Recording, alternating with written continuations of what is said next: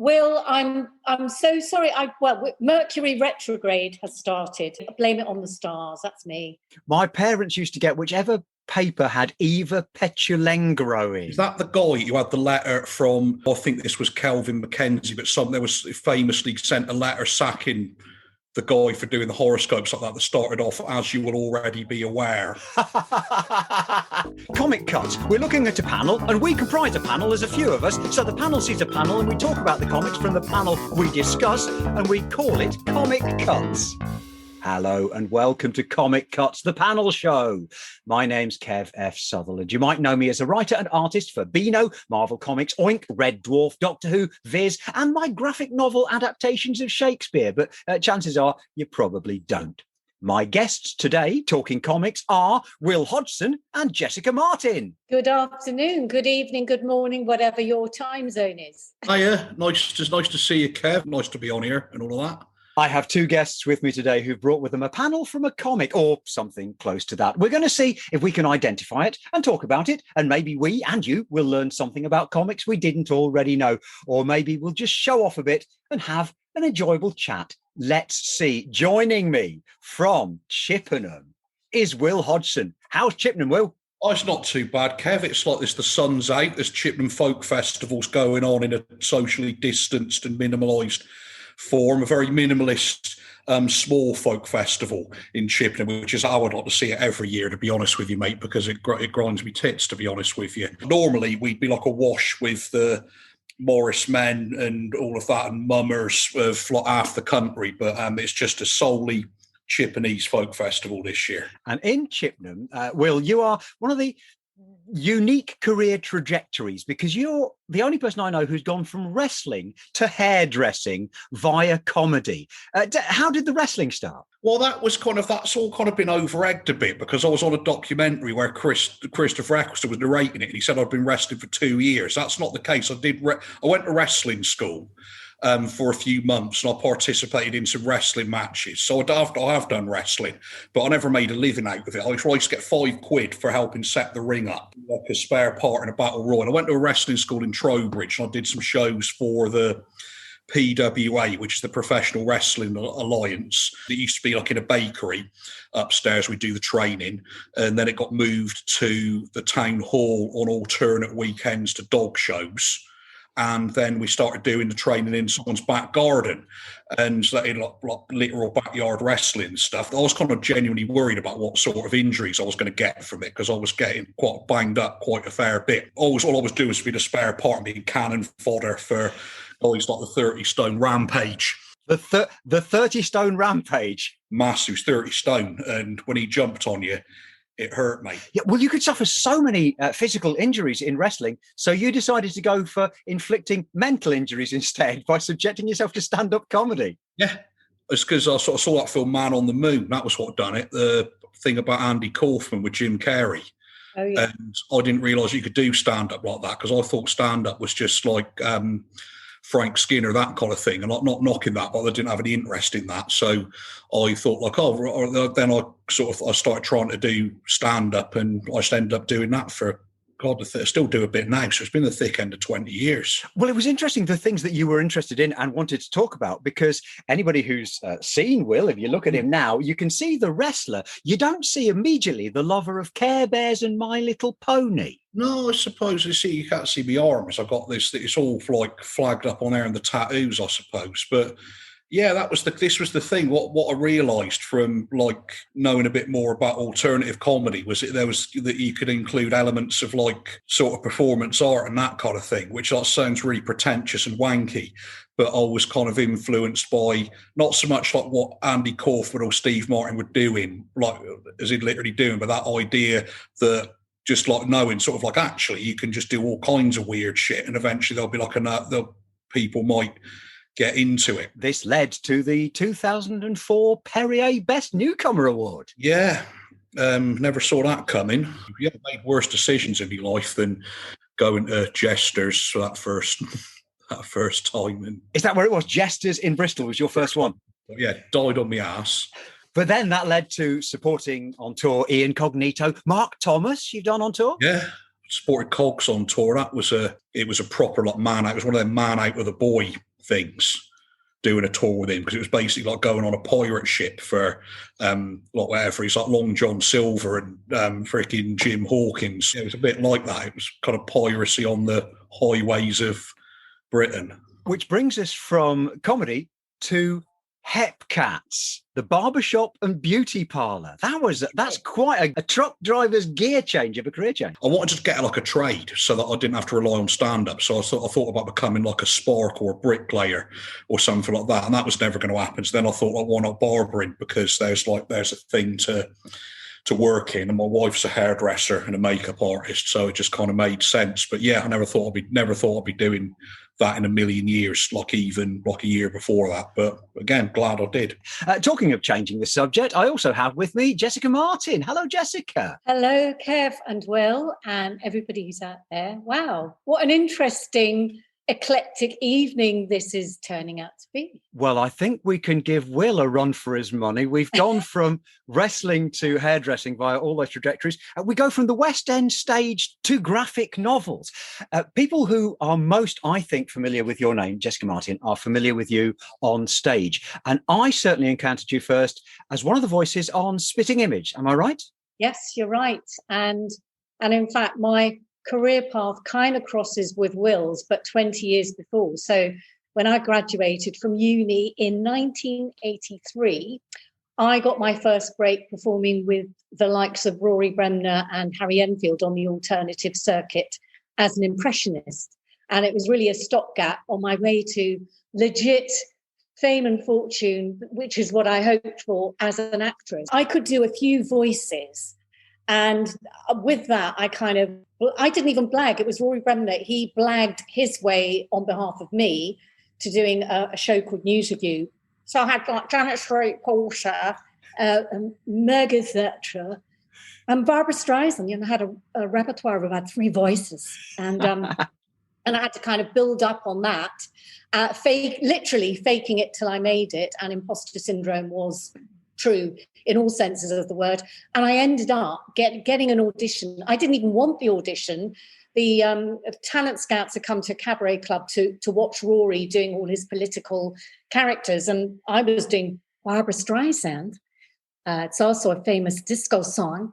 And they decided that Barbara Streisand would make a very funny puppet on Spitting Image. And anyway, to cut a long story short, I got an audition for that show and another show called Copycats, which was contrary to Spitting Image, which was cutting edge political satire. There was Copycats on ITV, 6:30, variety, mainstream, people-pleasing show. And I very happily got onto that with a team of 6 very, very experienced and much more famous guys than me, including Gary Wilmot and Bobby Davro. So my life taking surprising turns kind of ceases to surprise me. The comics thing was very much a sort of conscious decision out of something that was spontaneous, if you like. So I was busy sketching for my own pleasure after, I don't mind saying it, when an actress particularly has, been risen to fame very quickly at a very young age, there inevitably has to be the roller coaster where you come to slightly more dry spell. I was sketching for my own pleasure, but I happened to land a fantastic job, which kind of hit me out of the blue. I played Lady of the Lake in a tour of Spamalot. And a guy called Phil Jupitus happened to be playing King Arthur. And Phil, is a Renaissance man, as we all know, and he's on QI, and he's a poet, and he's this, and he's that. And amongst other things, I found out he loves comics. So every Wednesday on our tour, Phil would come back, I've got a copy of Garth Ennis, The Boys, and Luther Arkwright. Have you heard of Brian? I've heard of Brian Talbot. I proudly put up my hand and said I had spent my hard-earned cash on a beautiful copy of Alice in Sunderland because I really loved the look of it. Loved and still love Brian Talbot's sort of illustrative, representational, very, very detailed thing that encompasses real history, alternate history, kind of Monty Python, ironically, since we were doing Spamalot. So anyway, I dropped that I kind of knew something about comics. And then I also presented Phil Jupiters with this book of sketches that I've been doing for myself. I hadn't shown many people, but I thought he likes comics. He might, have something to say about my pictures. And he did. He just said, oh, you've got a very good line. Have you thought about doing a graphic novel? And I said, what's a graphic novel? Sorry, guys. But, I was naive then. I was an ingenue in comics then. Look, you're an actress. You must have written, every actress has written themselves a script, put a script and the pictures together. Anyway, long story, very, very short now. That was a light bulb moment, 2011. That's when I started my journey into rediscovering comics, because I always loved comics when I was a child, and finding out about this wonderful, big, exciting vista of graphic novels where literally it's not a genre, it's a medium in which you can do anything you like. You can tell stories with pictures, and that was like, wow. The first thing was Clara Bow, the It Girl, am I right? Yeah, It Girl, a short, very, very short comic, 12 pages in which I tried to tell the essence of Clara Bow's highly dramatic life. I wasn't even thinking it's different. I was thinking this is my authentic voice. So yeah, this was really about me exploring my particular interests, which were film history, old movies, the big old bad old days of Hollywood, as a precursor to the big graphic novel that I was planning called Elsie Harris Picture Palace, about a girl working in the 30s film industry behind the scenes. And Elsie Harris Picture Palace draws on a little bit of those experiences, but also it found itself an audience, didn't it? Yeah, it did. It found itself an audience. It got shortlisted for first graphic novel prize, which meant that I immediately got approached by an independent publisher, Milk, MIWK. And then that was another cross section, because the guys who ran Milk Publishing were huge Doctor Who fans. And I was in 4 episodes of Doctor Who playing an intergalactic werewolf. And that, it sounds, I'm just saying it as a throwaway thing, but honest to God, playing Mags in The Greatest Show in the Galaxy has been like my Willy Wonka golden ticket. It's just the gift that keeps giving, because there are so many Doctor Who fans in our world, in the comics world, the geek world. It's very funny you should mention Willy Wonka, because I used to run the Comic Festival in Bristol. I ran it from 1999 to 2004. And one of the most surprising guests who came along to sign pictures was the actor who had played Mike TV in the film Willy Wonka and the Chocolate Factory way back in 1970. He was 9 years old. He's done no film role since then. And he still, I think to this day, goes around comic conventions and signs photos of his 9-year-old self. Wow. Well, we were just watching it this afternoon. Now, I think we have with us some comic panels, don't we? I've asked everybody on the panel to bring a panel to the panel, and you're going to be able to see these images on the podcast, depending where you get your podcasts from, or on my website, kevfcomicartist.com, or on my Twitter. But you shouldn't need to see these pictures, because we're going to be able to describe them. Jessica, I would love to look at your picture first, if that would be okay. Will, what on earth do you think this is? Okay, well, this appears to be a crystal ball, like a fortune teller's crystal ball. And there's 2 hands that appear to be female hands with dark, sort of like reddish nail polish and rings on them that appear to be, and like kind of glove type things. They seem to be the hands of a mystical person, probably a fortune teller, judging by the crystal ball thing, possibly like some kind of like sorcerer, necromancer person. Inside the crystal ball, there is a male face. He looks very much like someone who you might see in an old movie. He's got a kind of Errol Flynn, Clark Gable-ish sort of quality about him. He's got a classic hairstyle and a thin, neatly trimmed moustache, and is a very handsome person. And it's like a sepia-toned image, which that combined with his aesthetic makes it look like it's, and the fact that he's in a crystal ball implies it's someone from like the distant past who's not alive anymore. For the benefit of the panelologists at home, the students of line and picture who can't see what we're looking at, the line drawing is, to me, it looks like it's actually done with pen, and it's a vintage, a style which is very much not the Marvel comic style. It's much more a style that you'd see a lot in the DC Vertigo comics, like Sandman Mystery Theatre had a style like this. And in fact, there's an artist whose identity is springing to my mind who might actually be responsible for this, an artist called Mike Kaluta. That's who I first think of when I see this. Lots of detail and gradation in the colorings suggests to me that it's either very, very good watercolor, or it's been colored in Photoshop or colored on computer in more recent years. So I'm thinking this is a comic from the 2000s, maybe going back to the 90s. Are we close, Jessica? Yes, you are. Actually, I neglected to have a look at the actual date of this, but you are right. What a wonderful description, Will. Does anyone remember? I'm probably showing my age here. There was a program I remember when I was little called Going for a Song.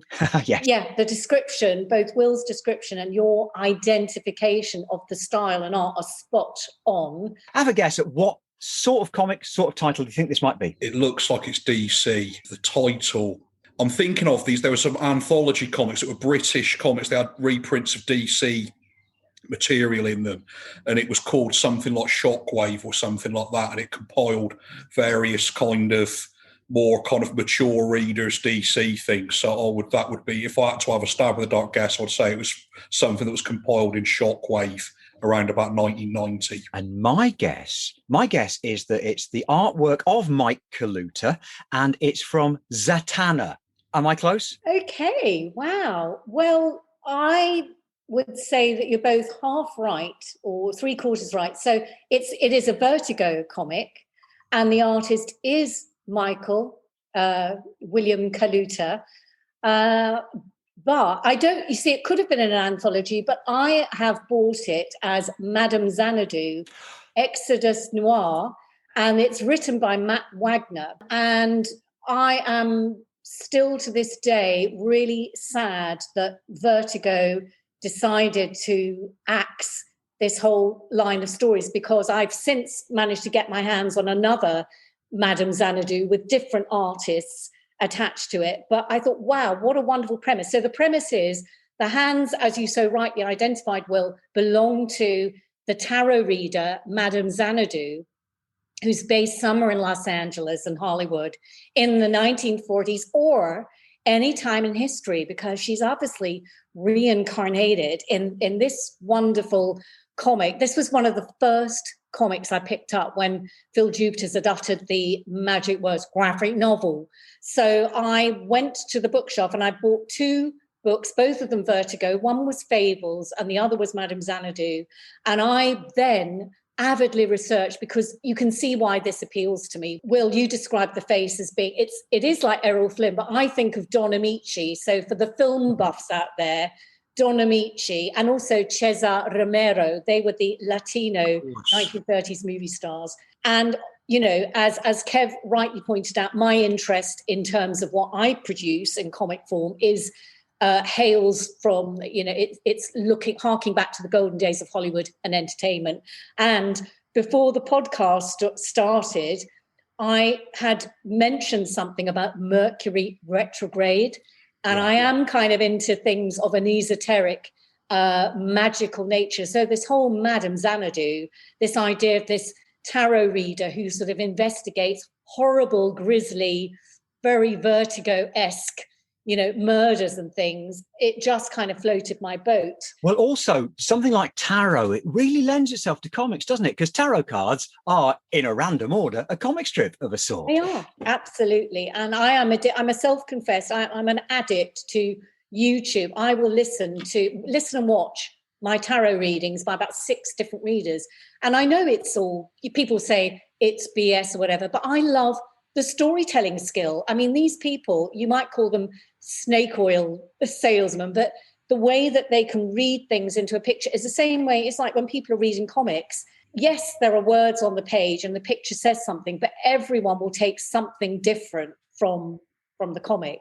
That's Matt Wagner and Mike Kaluta's Madame Xanadu from DC Vertigo. You have just reminded me that we haven't mentioned a mutual friend, Mark Buckingham. Yes, Mark Buckingham. And this relates to the Madame Xanadu panel as well, because obviously Mark is known for being the chief artist of Fables, Vertigo.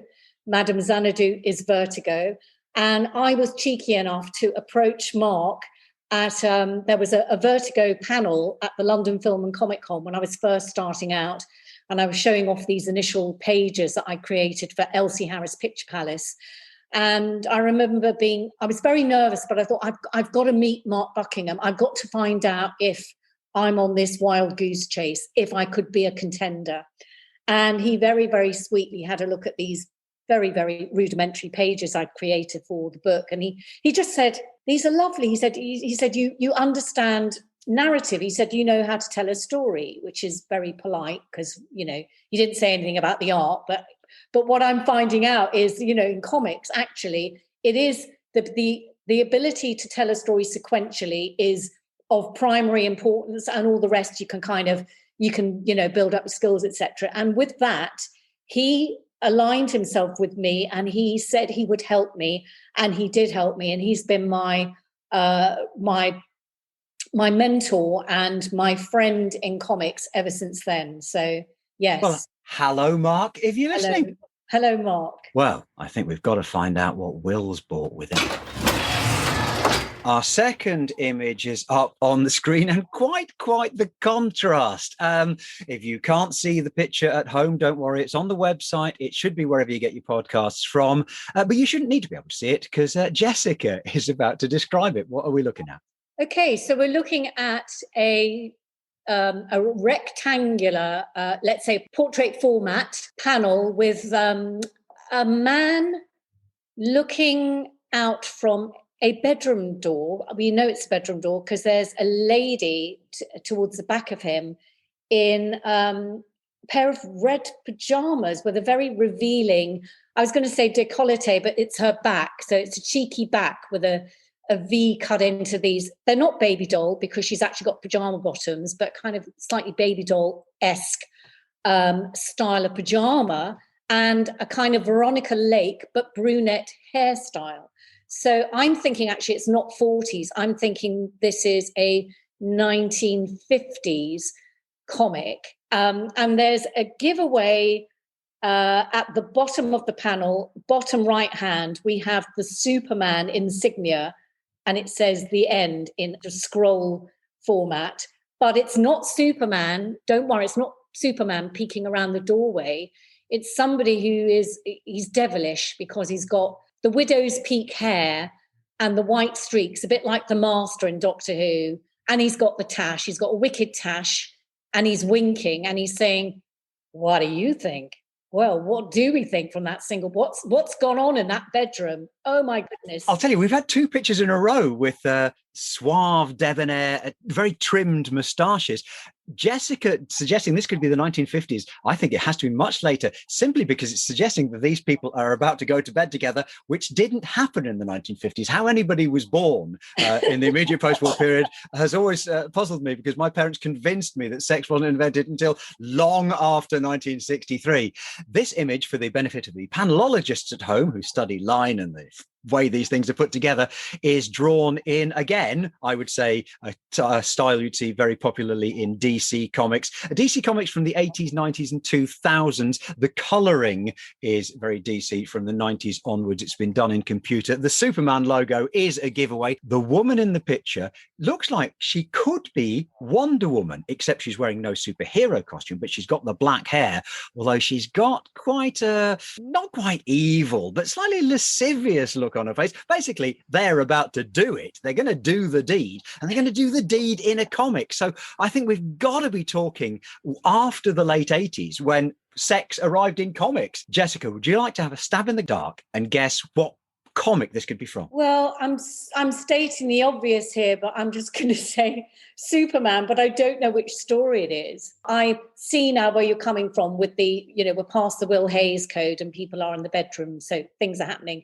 But there is a weird sort of anachronicity that goes on in comics, that things can be drawn in a style that harks back to decades before, but it doesn't matter because we're in comics, so they have their own time, don't they? I think this could be from DC's Elseworlds. Marvel did a series called What If, which are being made into animations for TV now. And Elseworlds was a similar, but slightly more long form, where you would take your characters and you would put them into situations which wouldn't fit the continuity of those characters, would break the rules of those characters.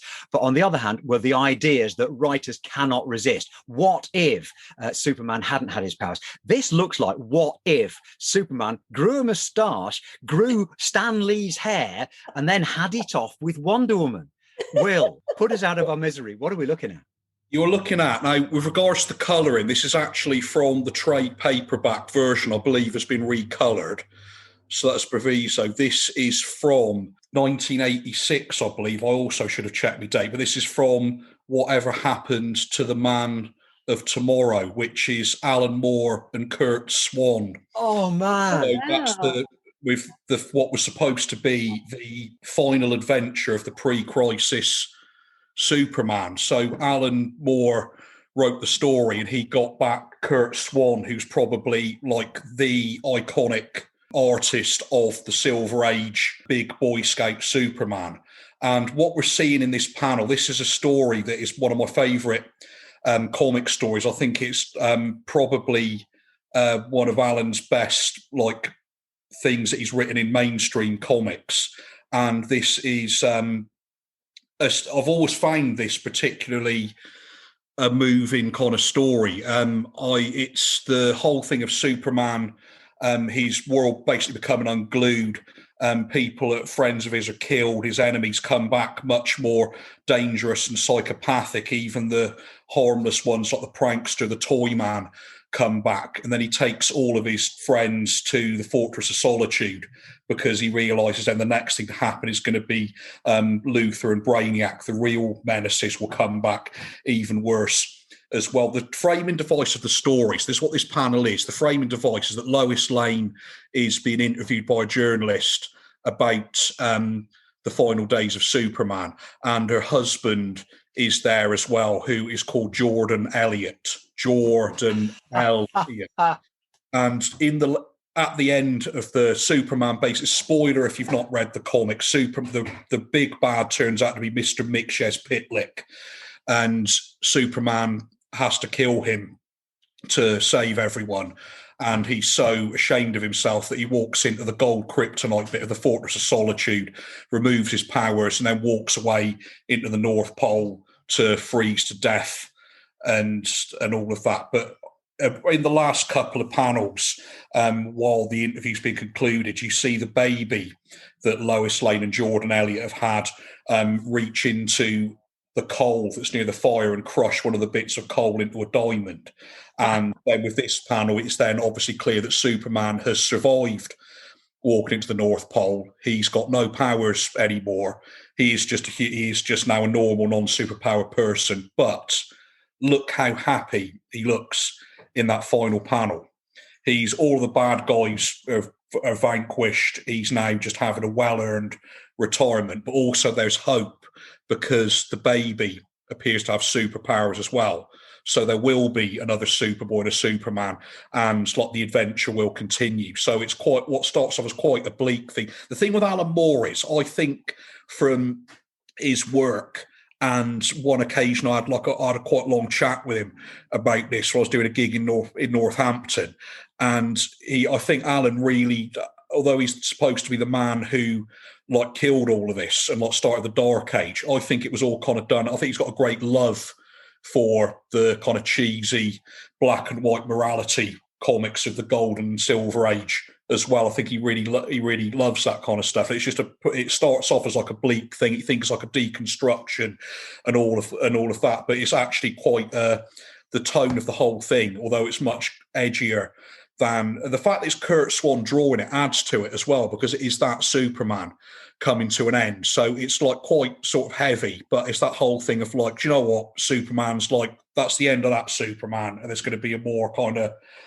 pared down one who doesn't do super ventriloquism and hasn't got Laurie Lamaris and all of this, got Jay Wilbur Wolfingham and all of the cheesy stuff. But he's basically going to be a Superman's going to be fine. Do you know what I mean? He's done his bit, and that's going to be his thing. What I love about this story is the beginning of it, because I think it was originally supposed to be canon. There was some debate, and it says, this is an imaginary story, aren't they all? And I thought that's a brilliant touch. Mm-hmm.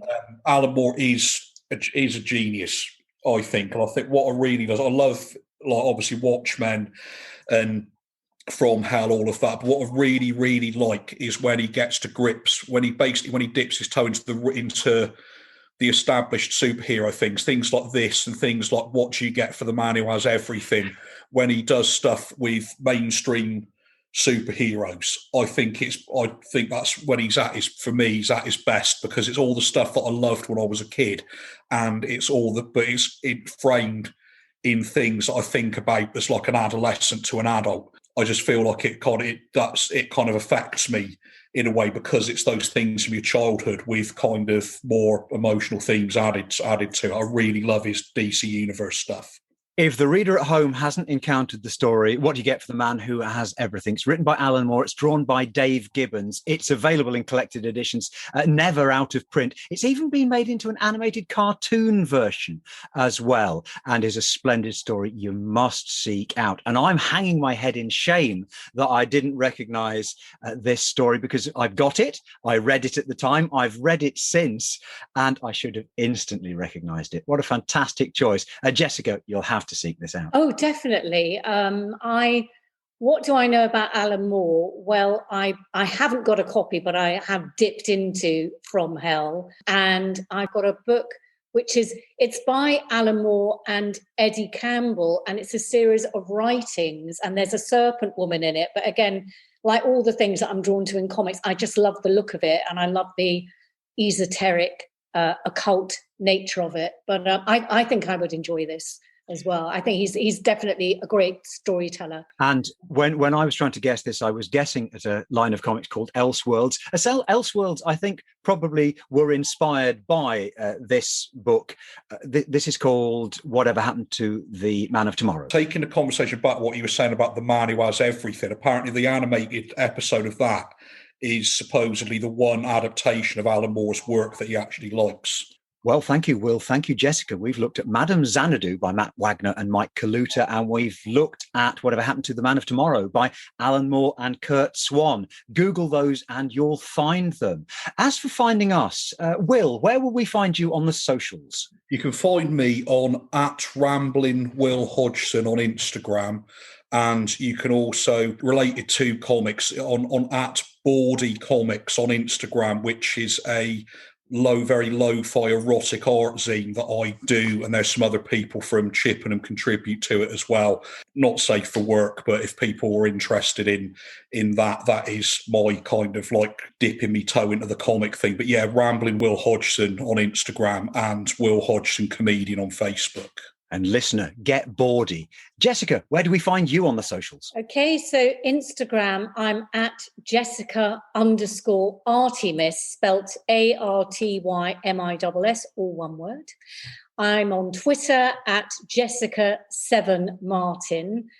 And my website, which is jessicamartinofficial.com, has got or whatever you're interested in. You don't have to look at everything, but if you're interested in the comics, go to the little square, which is my comics and graphic novels, and my work in progress, which will be going to Kickstarter and will be published next year, is called Conrad, and it's about the amazing Conrad Veidt, German silent movie actor, but one of his last movies was playing the Nazi officer in Casablanca. And his face was the inspiration for the Joker in Batman. But my God, what a fascinating life. What a man. So he's my inspiration all year round. Thank you, Jessica. Thank you, Will. That was Comic Cuts. If you've enjoyed it or have any questions, you can find us on our social media as we've described. I'm on Twitter at KevFComicArtist and also at KevFComicArtist.com. Please click subscribe to be sure of hearing every episode when it comes out. Thanks again to Will and Jessica and to you for listening. I've been Kev F, and this has been Comic Cuts, the panel show.